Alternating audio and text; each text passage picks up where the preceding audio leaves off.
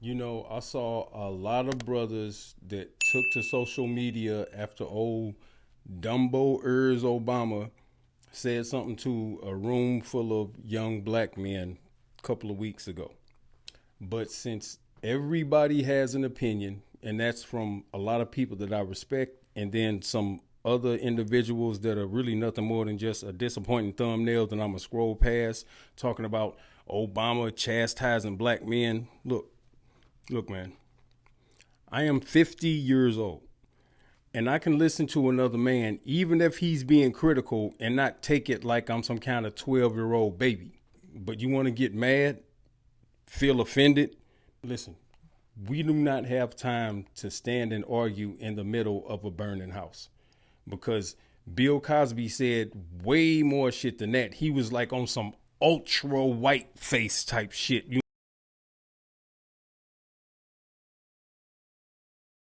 You want to talk about some pull yourself up by the bootstraps type shit, but y'all still rally around and defend that goofy ass nigga to this day. Look, if you want an indictment on Kamala, for me personally, I'm against fracking, all right? But old West Coast Kamala out here talking about frack, baby, frack. I'm basically just hoping that she's doing like the regular, normal political line, just like Neil Gorsuch lied under oath to get on the Supreme Court and was like, abortion is law. It's precedent. Decided. Can you tell me whether Roe was decided correctly? Senator, again, I would tell you that Roe versus Wade, decided in 1973, it has been reaffirmed. The reliance interest considerations are important there, and all of the other factors that go into analyzing precedent have to be considered. It is a precedent of the United States Supreme Court. It was reaffirmed in Casey in 1992 and in several other cases. So a good judge will consider it as precedent of the United States Supreme Court, worthy as treatment of precedent like any other. Basis of precedent, as you point out. And then got on the Supreme Court and was like, psych, bleed out in the parking lot, bitch. So a part of me hopes that maybe she's just lying about that, and when she gets in office, she'll be like, psych, fracking's dead, bitch. But I seriously doubt it. But something else she said, that she would actually consider putting Nikki Haley as part of her cabinet. And even though, listen, I want Kamala to win, that has to be the most terrifyingly dumbest thing that she has said since she's been on the campaign trail. But when I see the negative comments about what Obama said and how that pertains to brothers not feeling like they can support Kamala, a small part of me understands, for real. But there's a certain portion of y'all that I've seen, and some brothers have platforms, and listen, content is content, I guess. I get it. But some of y'all are out here saying it with your chest. And I just want to bring the temperature down in the room just for a minute. And I want to say this to black men specifically, all right? If this applies to you and you have your doubts and just can't bring yourself to vote for her for whatever your issues might be, that's cool. That's not the issue. That's not why I disagree with you. I want to speak to you in good faith. I really do. I don't want to like ruffle any feathers or, get people pissed off. But the best way I can describe listening and talking to y'all is like when you watch those like man on the street interviews at the Trump rallies. Biden, for example, he says, let's terminate the Constitution. What would be your response to that? Why? And would you say that's bad? Very. Can we read this Truth Social post from Trump? Right there, he says, massive fraud of this type magnitude allows for the termination of all rules, regulations, articles, even those found in the Constitution. What rules and regulations? All of the rules, regulations, and articles, even those in the Constitution. He didn't say that. Yeah, this is Truth Social post. Dude, anybody can Google and make a shot like that. No, I remember when he sent it out on Truth Social. I follow him. Well, didn't Twitter not let him come back on? Truth Social, his company. The what? Truth Socials, the account. I don't have that. If he said this, would that bother you? No, because he's honestly taking care of stuff. The problem you have in common with them is that both of y'all are grossly uninformed. And what makes it worse is a lot of y'all be on y'all pro-black shit. You know what I'm saying? Listen, I actually have more respect for a Sambo like Byron Donald who like, oh, massa, we sick, than some of y'all actually out here parading like you on the side of black folk, but will not follow the age-old revolutionary warfare doctrine that encourages education, reading, arming yourself with facts. Y'all niggas been sprinkling soul food seasoning on top of white nationalist talking points for too long, and I'm fucking sick of it. Real talk. I said I was gonna turn the temperature down, but you know what? I'm getting sidetracked. And this is the third and final part of the series, and it's dedicated to you niggas and myself. We're talking about both of us here, about how the party behind Trump is trying to make it harder for people like me and you to vote. But before I get into it, I'm going to say this. None of you niggas that have all this energy and clutching your dusty ass pearls about being offended about old Obama said, listen, none of you niggas was finna vote anyway. And if you did or was, you gonna vote for Orange Jabba the Hutt. So it really didn't matter. Obama didn't even have to say nothing. I guess I didn't get mad because he wasn't talking to me. But look, if you are an adult human being of sound mind, but it's by your own fault or willingness to be uninformed, we got way too many free resources at the tip of our fingertips nowadays, fam. Now, real internet research is 1 part art form, 8 parts tenacity and the ability to grind through sometimes hours to get info from articles, boring ass discussion panels, and sometimes even entire books trying to make sense of court legalese, and finally, probably most importantly, but admittedly the hardest, because we are all humans that are prone to our own biases, 1 part fighting through your own cognitive dissonance.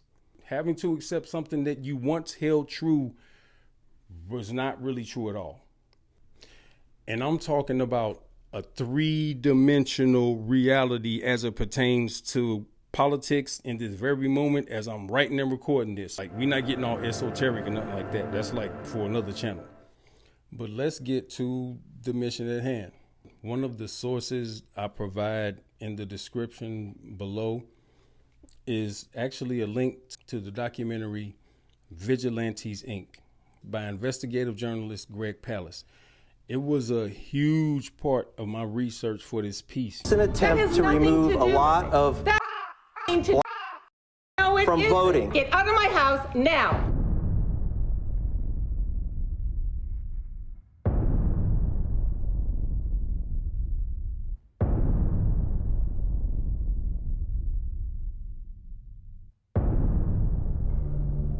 You know, looking at Greg Palast's documentary reminded me of some research that I did for one of the first political articles that I penned about voter suppression. But one of the white nationalists I covered in that piece was Georgia's own Brian Kemp and his boy Chris Kobach from the state of Kansas. Now, both of them came up with what I feel is like an actual illegal scam.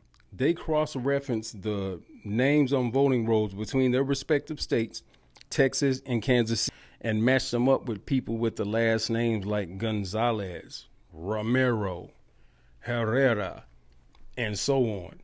But then did not check to make sure that the middle names didn't match. And they knew that the middle names didn't match. They just wanted to flood the zone with more bullshit, make people believe that something fishy was going on. And something fishy was going on, all right. As we covered before, projecting your crimes and attempted crimes on innocent people for the sake of protecting minority elite white rule. Now, I never knew that Brian Kemp descended from Georgia aristocratic slave trading elite. Kemp's family, if you know, had several such plantation houses. But that old cotton-picking wealth has transformed into a company Kemp calls Plantation Partners LLC. Part of a portfolio of private forests. He'll cut down these trees for Koch Industries to turn it all into toilet paper. But it all makes sense now. After looking at Greg Palast's movie, you find out way more than I ever knew about his past. Yeah, that's probably because Greg Palast is like a real journalist, and I'm just like a nigga with a GED trying to read his way out of ignorance.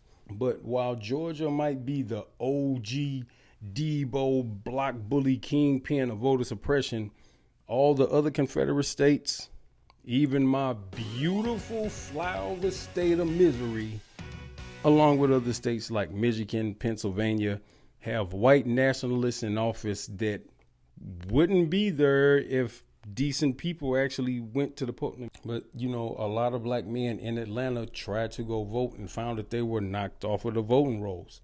And the rest of them was probably like, man, fuck Brian Kemp. But still could not bring themselves to come vote for Stacey Abrams. Okay, look, let's just take a few seconds to evaluate character and intellect. I pulled out a number 2 pencil. I still have it. You know, yeah, this is what is happening to us right now in Washington, D.C. Biden, Kamala Harris, they have the pencil. They're writing the rules. They're writing the regs. They're pencil whipping us, whether it's at, you know, EPA, at the Justice Department, FTA, at the Federal Trade Agency, FTA, or anywhere else. And if you don't get the pencil, we can't erase what Biden's done and start writing our own rules or either getting rid of them. Which a lot of the candidates, left-wing groups funded by out-of-state billionaires are already doing that now. According to them, if you support voter ID for absentee ballots, you're a racist. According to them, if you believe in protecting the security and sanctity of the ballot box, you're a, quote, Jim Crow in a suit and tie, end quote. Now, you have long been a major voting rights advocate, but we are seeing a lot of new laws restricting voting, not just in Georgia, but across the country. So how are you going to tackle this and keep up this fight in 2022? I'm excited to know that when the Senate comes back into session in January, the U.S. Senate is going to take up the Freedom to Vote Act and the John Lewis Voting Rights Advancement Act. These are 2 critical laws that will help protect voting rights across the country, because it's not about partisanship. This is about patriotism. My issue isn't who gets to vote. It's that everyone who is eligible is allowed to vote. My job as a candidate, of course, is to convince them to vote for me. But my job as an American is to ensure that every eligible voter has the right and the ability to cast a ballot without impedance. So let's transition away from politics for a bit here and talk about your new book. You're no stranger to the bestsellers list. You've got favorites like While Justice Sleeps and Our Time Is Now. But Stacey's Extraordinary Words, this is your first children's book and picture book. Why did you decide to write this? I love children's books. I grew up with a librarian mother who specialized in children's literature, and she would read us all of these wonderful books, but more importantly, she let us explore. My dad is an amazing storyteller, and between the 2 of them, telling stories and understanding how words change your life has been so critical and central to who I am. And getting to talk to this young audience has been the most fun I've had as a writer. You yourself competed in so many spelling bees as a child, and you recently had the chance to talk with the winner of the 2021 Scripps National Spelling Bee, of course, the first African-American to do so. So what inspires you as you think about this next generation? She's not only adorable, but she's thoughtful and she perseveres. And that's what I want young people to understand, that spelling bees, like life, are just a chance to test yourself against not only the kids around you, but against your own capacity. And Zayla, her ability to persevere to become this strong speller and basketball player and everything that she is, I think, a role model for so many young people and for folks like myself. There was no fucking way that you think that this platinum spoon raised racist that had everything handed to him has even a sliver of the talent that that woman has. And if you disagree, you really don't matter. We moving on. I put descriptions in the link so you can read and do your own research. Now, I've always paid attention to news and politics more than any of my other friends, but it was never at the level that it is now. Just like the white nationalists in our body politics attempt to stop you and me from voting as black men was never at the level that it is now, at least not for a long time.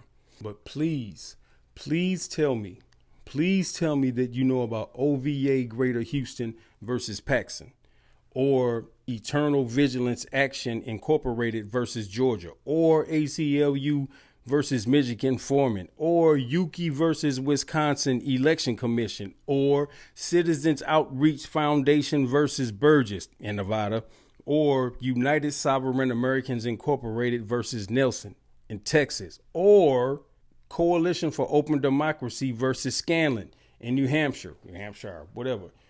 You want me to keep going? Because I could.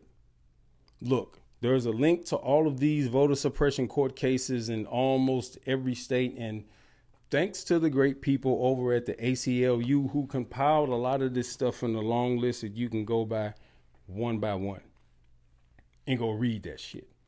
Or you can just watch Greg Palast documentary and keep telling yourself and people you love this lie that voting doesn't matter. I guess I can't call that a lie because it's not a lie if you don't know. I mean, I walked around for every bit of like 30 plus years saying that stupid shit. But recently, old Sambo, the walking mudslide Mark Johnson, tried to invoke yet another self-hating Sambo, the once aspiring Black Panther, Clarence Thomas. Clarence, who is that nigga on that nag Thomas?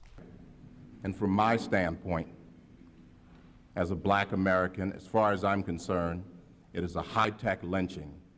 This is a high-tech lynching on a candidate who has been targeted from day one. No, Tommy, you can't make that claim. No, Mark Robinson, overseer. What your party is doing to your own people is a high-tech lynching. Fucking jackass. So now he claims he's going to sue CNN. We'll see. I mean, he might be telling the truth.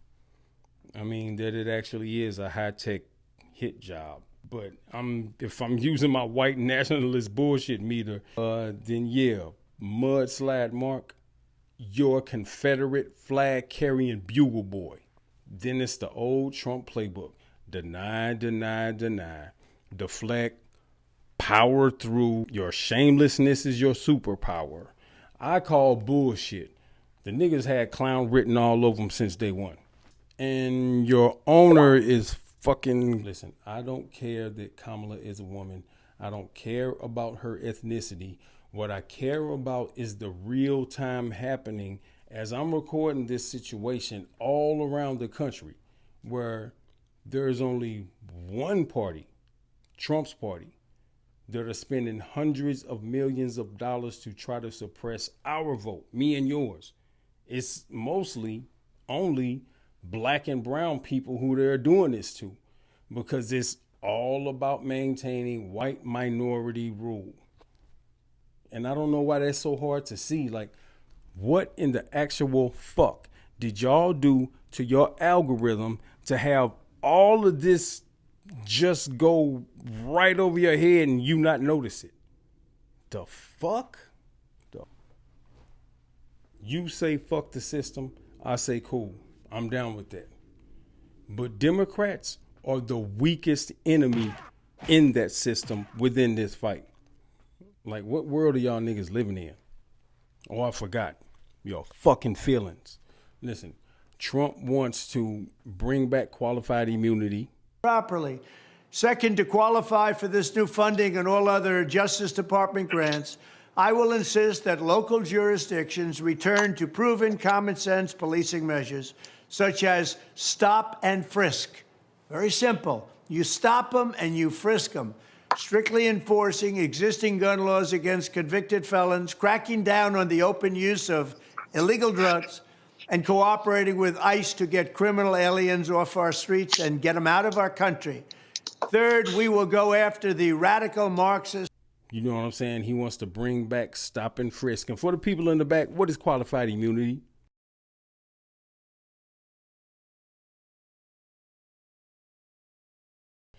Man, listen.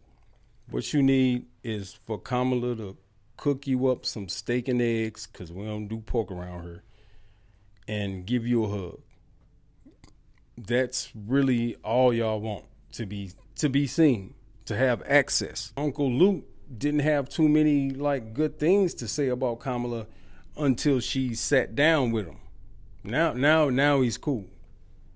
But in reality, Kamala is not going to cook you some steak and eggs, hug you and tell you how wonderful and strong you are. She's a fucking vice president who's simultaneously running for office. She's a busy woman. Look, when we talk about women in leadership, it's not new to the world. And it especially ain't new to us. All right, man, this is JD from Giant TV. Love y'all, man. Out. I just love you. No, that's good. That's why he's a great politician. You niggas will be all right.